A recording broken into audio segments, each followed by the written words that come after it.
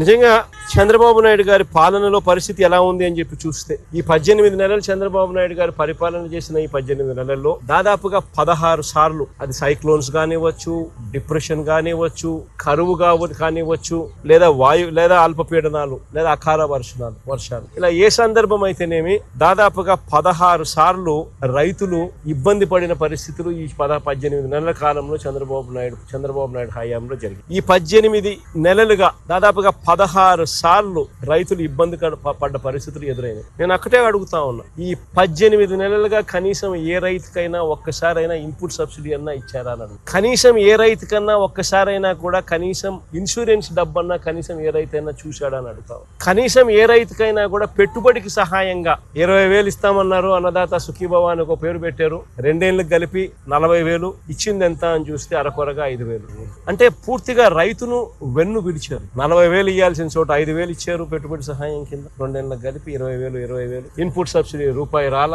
ఇన్ని కలామిటీస్ జరిగినా, ఇన్ని ఇబ్బందులు పడినా చివరికి ఉచిత పంటల బీమా ద్వారా రైతులకు ఉచితంగా ఇన్సూరెన్స్ అనేది వైఎస్ఆర్సీపీ ప్రభుత్వ హయాంలో ఏ రైతు ఇబ్బంది పడుకోకుండా, ఏ రైతుకు ఏ కష్టం వచ్చినా కూడా వెంటనే ఆ రైతుకు ఉచిత పంటల బీమా ద్వారా ఇన్సూరెన్స్ సొమ్ము వచ్చేది. అలాంటిది దాదాపుగా చెప్తా ఉన్నారు కథలు, 3.5 ఎకరాలు ఉంటే దాదాపుగా 70,000, 66,000 ఇన్సూరెన్స్ డబ్బులు గతంలో అందుకున్న పరిస్థితులు చెప్పుకుంటా ఉన్నారు, రైతులు గుర్తు చేసుకుంటా ఉన్నారు. అది కూడా ఈ పొద్దు రైతులకు రాకుండా చివరికి ఎరువులు కూడా బ్లాక్ లో రైతులు కొనుక్కోవాల్సిన అధ్వానమైన పరిస్థితులకి ఈ రోజు రైతు వెళ్ళిపోయారు. 263 రూపాయలకు దొరకాల్సిన ఎరువు యూరియా ఏకంగా 500 రూపాయలకు, 600 అన్నైతే 600 రూపాయలకు కూడా కొను అవసరాన్ని బట్టి బ్లాక్ లో విచ్చలవిడిగా అమ్ముతా ఉన్నారు. పంట అమ్ముదాము అని చెప్పి చూస్తే ఇన్ని నష్టాలకు ఊడ్చి రైతు కష్టపడి పంట పండిస్తే పంట అమ్మాలని చూస్తే ఆ పంట గిట్టుబాటు ధరలు రాని పరిస్థితి. ఎంఎస్పి చూస్తే 1750, రైతు చేతికి వస్తుంది ఎంత అంటే కేవలం 1350. ప్రతి అడుగులోనూ కూడా రైతు నష్టపోతా ఉన్న పరిస్థితి ఈ చంద్రబాబు నాయుడు గారి ప్రభుత్వంలో మనం చూస్తాం.